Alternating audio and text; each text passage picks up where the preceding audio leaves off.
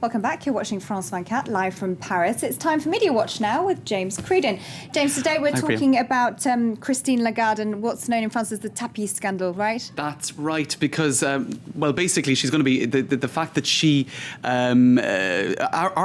ordered for a case to be arbitrated outside of the court system when she was finance minister in 2007 is now under the spotlight in France. The head of the IMF could be, for that decision, it could be examined in court. Now, in France, this is known as the Tapie affair. And who is Bernard Tapie? Well, I have a song that I can show you, Priya, to give a sense of who this guy is, because he's very well known here in France. He's not just a big businessman and a former owner of Marseille Football Club. He's also a singer. Look at this really cheesy number going back to 1985. Basically, he's singing just an incredibly cheesy piece of music. So he's a very well-known guy in France. And basically, what happened was this case. He bought Adidas, and he entered into a conflict with Crédit Lyonnais, which is a bank here in France. Now, that was going on for some 18 years as a conflict.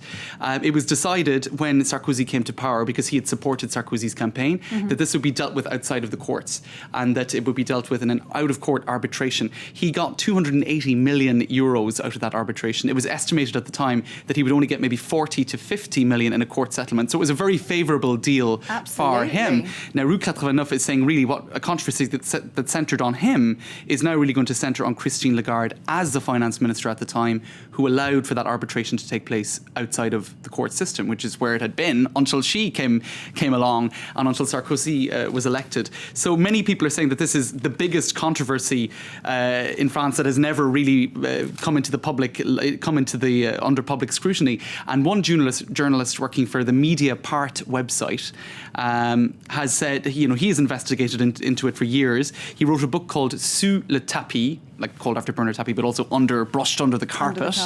And he basically now is calling for Christine Lagarde to stand down. He said he was the only journalist when she was going for the IMF job who brought these questions up and who asked these pertinent questions. He said he felt extremely lonely, and now he feels vindicated that this this court that investigates into ministers' behaviour is now going ahead with this case. And it's all out in the open. It's all out in the open. So it's going to grow and grow as a controversy. But gosh, we'll follow it, won't we? Exactly. Now, another controversy. Phone hacking. And it's not the news of the world this time. It's another newspaper Extraordinary. group. It's the story that grows and grows and grows. And if we have a look at the BBC website, their Newsnight programme last night interviewed Heather Mills. Now, she is the ex-wife of Paul McCartney, the Beatle. She says that the Mirror Group hacked her phone back in 2001. Now, this is the Mirror Group. It's another group of newspapers, Trinity Mirror Group. It's not News International, which has been under such scrutiny over the last number of weeks and years.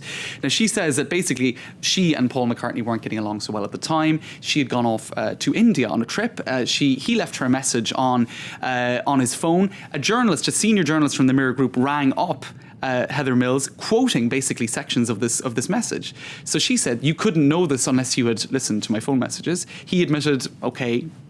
According to her version of events, he admitted that he had listened to the message, so they didn't run the story at the time. Now, what's particularly controversial about this is Piers Morgan, very well-known editor of UK papers. He was the editor of the Mirror at the time. Now he is a very prominent guy at CNN. That's his website, Piers Morgan Tonight. He wrote this article in the Daily Mail dating back to 2006, in which he said that he listened to that message. He listened to a message in which Paul McCartney sang an extract of one of a Beatles song, "We Can Work It Out," into the answering machine, and that it sounded heartbreaking. And this was at the time that she and Paul McCartney were divorcing.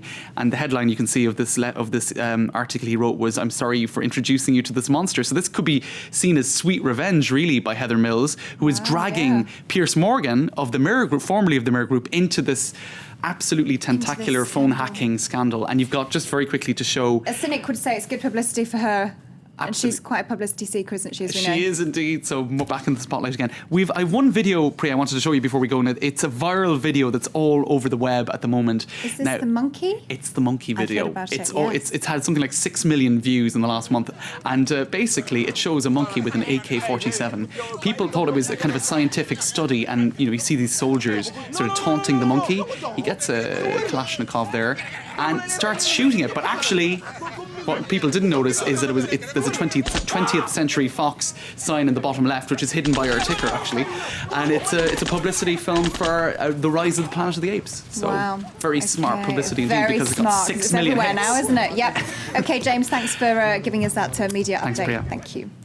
Well, don't go away, because coming up we'll have all the sports news. We'll be looking at how England are preparing for the Rugby World Cup. See you soon.